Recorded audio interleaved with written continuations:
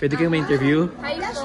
Ano ba pangalan nila? I'm Maria. And? And I am Crisol po. Ano bang mga program ninyo? We're taking early learning and childcare. Okay. Sige. Sabay na lang kayo? Gusto niyo po ma-interview? Sige.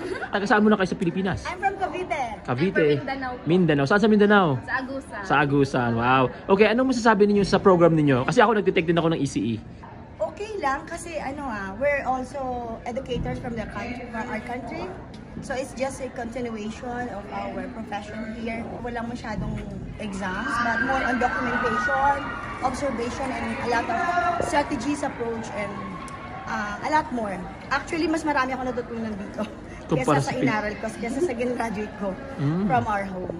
So Okay. additional knowledge, yeah. Okay. Isa pa, madami ding Pinoy na kasama mo for hindi ka mahihirapan kasi nandito sila, nagsusupport din sa'yo, nagtumutulong sa'yo. Pinoy power! Yeah. Recommended nyo ba siya? Yes, it's very recommendable lalo na sa mga teachers out there. So, malaking stepping stone for us para mas mag-explore pa tayo and mas may-utilize natin ang ating mga skills as a teacher in our country. At saka din po, hindi man din po yung early learning and childcare po dito sa Canada. So, kung gusto niyong mag-aral, apply na!